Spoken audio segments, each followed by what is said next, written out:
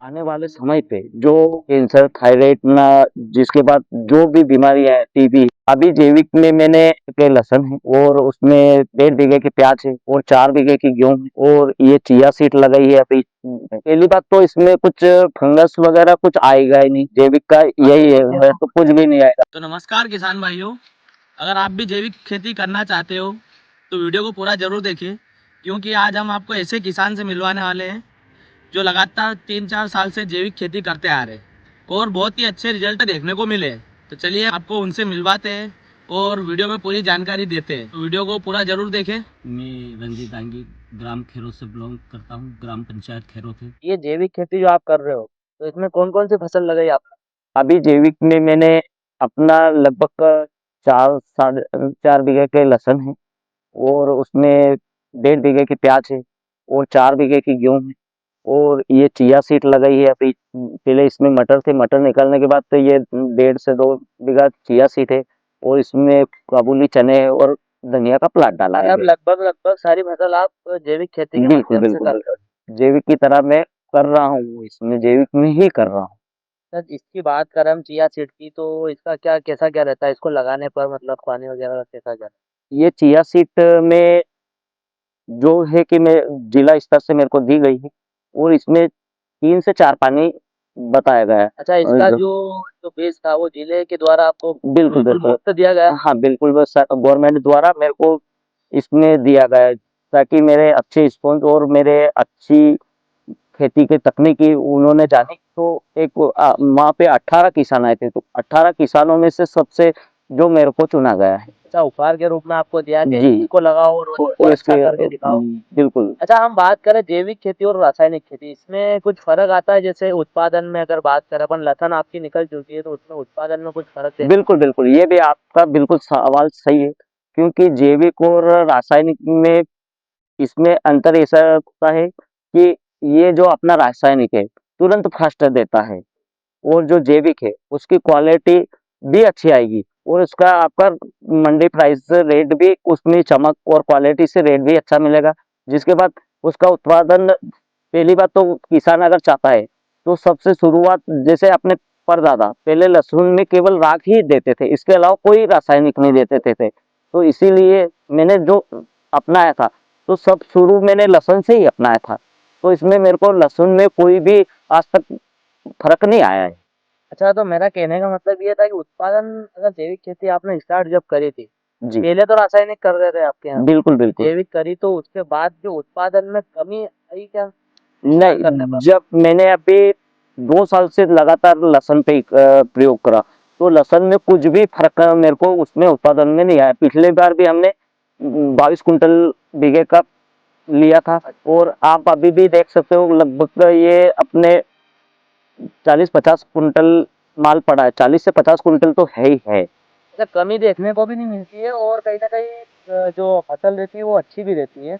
बिल्कुल, बिल्कुल। और इसके बारे में आप क्या कहना चाहते हो? जैसे आपने गेहूँ भी लगाए थे, इसमें अगर जैविक खेती आपने करी थी, मैं तो बड़ी कठिनाइयों का सामना करना पड़ा होगा। मैंने ये जो गेहूँ है, इस बार क्योंकि हम पहली बात तो सब रासायनिक खा रहे थे, तो इस बार मैंने अभी 2 साल से लहसुन पे रिज़ल्ट देखा। तो ये पहली बार है कि जो जैविक पे गेहूँ भी करें, तो इसका अभी तो काफ़ी मेरे को अच्छा रिस्पॉन्स दिख रहा है और मेरा एक पूरा भरोसा है कि मेरा ये मेहनत व्यर्थ नहीं जाएगी कि उसके ही बराबर कुंटल 2 कुंटल का फ़र्क आ सकता है, बाकी इतना फ़र्क नहीं आएगा। तो अगर हम आगे बात करें जैविक खेती के बारे में, तो आपका जैविक खेती करने का आइडिया कैसा है? मतलब रासायनिक से आप जैविक खेती पे आए? बिल्कुल सही बात। सर ये जो जैविक खेती का अपना उद्देश्य ये था, मैं तो 3 साल से काफ़ी जगह घुमा हूँ, महाराष्ट्र, गुजरात, और मेरे को सबसे अच्छी बात लगी कि गुजरात के किसान बहुत अच्छी तरह से जैविक कर रहे हैं और हमारे सबसे ज़्यादा हाई लेक किसान अभी गुजरात में ही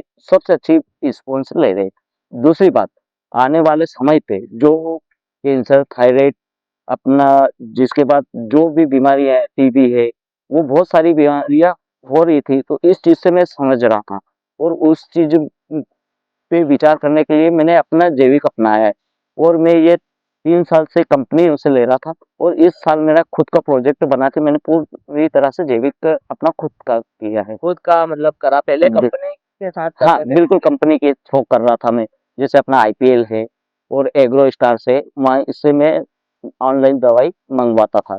और फिर मैंने विचार करा कि इसमें उसमें कुछ, आप बोलते हैं ना आत्मनिर्भर भारत, किसान को आत्म, तो इसमें मैंने खुद ट्रेनिंग पे गया हूँ और मैंने अपना केचुआ खाद, जीवामृत, ये 10 पत्ती अर्क, ये चीज सारी यहाँ बनाई। इसके अलावा बहुत सारी चीज मैंने अलग से अपना जो जैविक की तरह पे तैयार करी है और इसमें पूर्ण तरह से अपना खेती में यूज करा है। अच्छा, तो आप कितने एकड़ में जैविक खेती कर रहे हो? मैं लगभग ये 10 से 15 एकड़ में खेती कर रहा हूँ अभी फिलहाल की पोजीशन पे। अच्छा, पूरी जैविक ही है मतलब कि इसमें कुछ और? नहीं नहीं नहीं, पूरी जैविक है इसमें। अगर तो खाद की या कीटनाशक की बात करें तो वो कैसे, क्या क्या उपयोग करते हो उसमें? सबसे बड़ी पहली बात आती है, आपकी बिल्कुल बात सही है सर, इसमें बात आती है कीटनाशक की। तो कीटनाशक जो है, तो हम अपने पानी के अंदर इसमें जीवामृत है ये डालते हैं।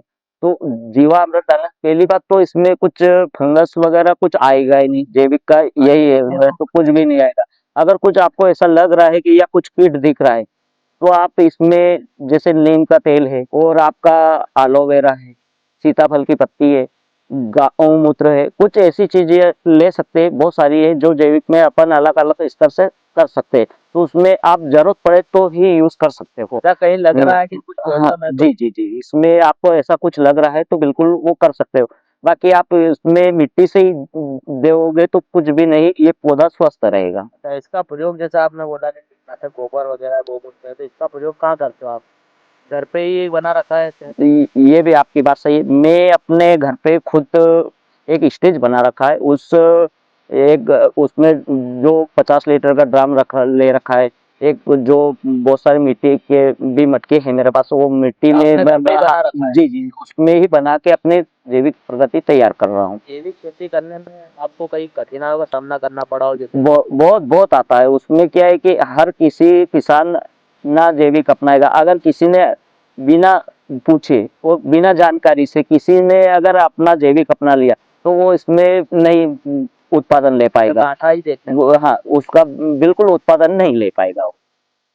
अगर आप चाहते हो कि आप अगर कर रहे हो, आपको अच्छा लग रहा है, तो कहीं दूसरे किसान अगर करना चाहे तो आप क्या बोलना चाहते पहली बात तो सबसे पहले अगर अपने को जैविक अपनाना है या किसी किसान को धन देखना है, तो अच्छे जो किसान है उससे मिले या अपने जो जिला अधिकारी हैं उनसे मिले। सबसे पहले अपना जिला अधिकारी जो जैविक विज्ञान में है वो उनसे मिले और उनसे पूरी जानकारी ले, या अपने गांव में कोई समूह उससे जुड़ा हुआ हो, उससे भी जानकारी लेना चाहिए।